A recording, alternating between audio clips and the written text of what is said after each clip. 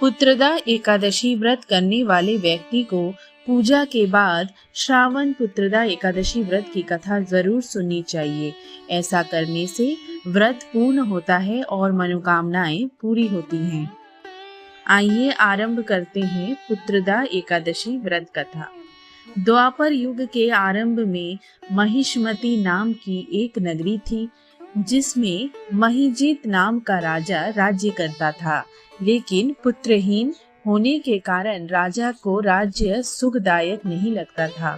उसका मानना था कि जिसके संतान ना हो उसके लिए यह लोक और परलोक दोनों ही दुखदायक। पुत्र सुख की प्राप्ति के लिए राजा ने अनेक उपाय किए, परंतु राजा को पुत्र की प्राप्ति नहीं हुई। वृद्धावस्था आती देखकर राजा ने प्रजा के प्रतिनिधियों को बुलाया और कहा, हे प्रजाजनों, मेरे खजाने में अनायास से उपार्जन किया हुआ धन नहीं है। ना मैंने कभी देवताओं तथा ब्राह्मणों का धन छीना है। किसी दूसरे की धरोहर भी मैंने नहीं ली। प्रजा को पुत्र के समान पालता रहा। मैं अपराधियों को पुत्र तथा बांधवों की तरह दंड देता रहा। कभी किसी से घृणा नहीं की, सबको समान माना गया। संजनों की सदा पूजा करता हूँ। इस प्रकार धर्मयुक्त राज्य करते हुए भी मेरे पुत्र नहीं है, सो मैं अंततः दुख पा रहा हूँ। इसका क्या कारण है? राजा महिजीत की इस बात को विचारने के लिए मंत्री तथा प्रजा के प्रतिनिधि वन को गए। वहां बड़े बड़े ऋषि मुनियों के दर्शन किए। राजा की उत्तम कामना की पूर्ति के लिए किसी श्रेष्ठ तपस्वी मुनि को देखते फिरते रहे।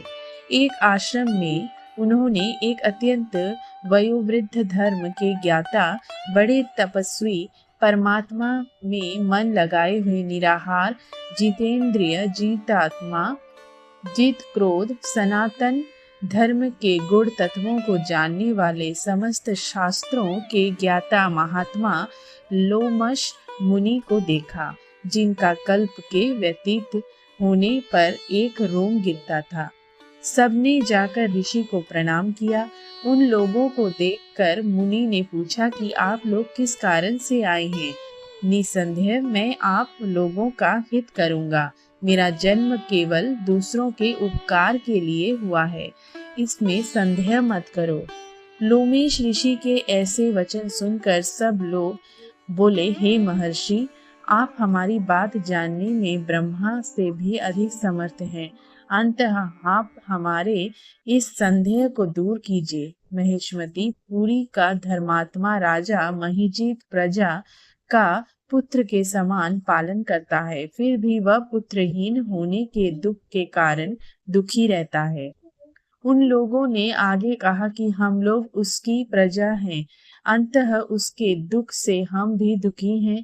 आपके दर्शन से हमें पूर्ण विश्वास है कि हमारा यह संकट अवश्य दूर हो जाएगा, क्योंकि महान पुरुषों के दर्शन मात्र से अनेक कष्ट दूर हो जाते हैं। अब आप कृपा करके राजा के पुत्र होने का उपाय बतलाइए। यह वार्ता सुनकर ऋषि ने थोड़ी देर के लिए नेत्र बंद किए और राजा के पूर्व जन्म का वृत्तांत जानकर कहने लगे कि यह राजा पूर्व जन्म में एक निर्धन वैश्य था। निर्धन होने के कारण इसने कई बुरे कर्म किए। यह एक गांव से दूसरे गांव व्यापार करने एक समय ज्येष्ठ मास के शुक्ल पक्ष की द्वादशी के समय जबकि वह 2 दिन से भूखा प्यासा था, एक जलाशय पर जल पीने गया। उसी स्थान पर एक तत्काल की ब्याही हुई प्यासी गौ जल राजा ने उस प्यासी गाय को जल पीते हुए हटा दिया और स्वयं जल पीने लगा। इसीलिए राजा को यह दुख सहना पड़ा। एकादशी के दिन भूखा रहने से वह राजा हुआ और प्यासी गौ को जल पीते हुए हटाने के कारण पुत्र वियोग का दुख सहना पड़ रहा है। ऐसा सुनकर सब लोग कहने लगे कि हे ऋषि, शास्त्रों में पापों को प्रायश्चित भी लिखा है। अंततः जिस प्रकार राजा का यह पाप नष्ट हो जाए, आप ऐसा उपाय बताइए। मुनि कहने लगे कि श्रावण शुक्ल पक्ष की एकादशी को, जिसे पुत्रदा एकादशी भी कहते हैं, तुम सब लोग व्रत करो और रात्रि को जागरण करो, तो इससे राजा का यह पूर्व जन्म का पाप अवश्य नष्ट हो जाएगा। साथ ही राजा को पुत्र की अवश्य प्राप्ति होगी। लोमश ऋषि के ऐसे वचन सुनकर मंत्रियों सहित सारी प्रजा नगर को वापस लौट आई, और जब श्रावण शुक्ल एकादशी आई तो ऋषि की आज्ञानुसार सबने पुत्रदा एकादशी का व्रत और जागरण किया। इसके पश्चात द्वादशी के दिन इसके पुण्य का फल राजा को दिया गया। उस पुण्य के प्रभाव से रानी ने गर्भ धारण की। प्रसव काल समाप्त होने पर उनके घर एक बड़ा तेजस्वी पुत्र उत्पन्न हुआ। इसलिए हे राजन, इस श्रावण शुक्ल एकादशी का नाम पुत्रदा पड़ा।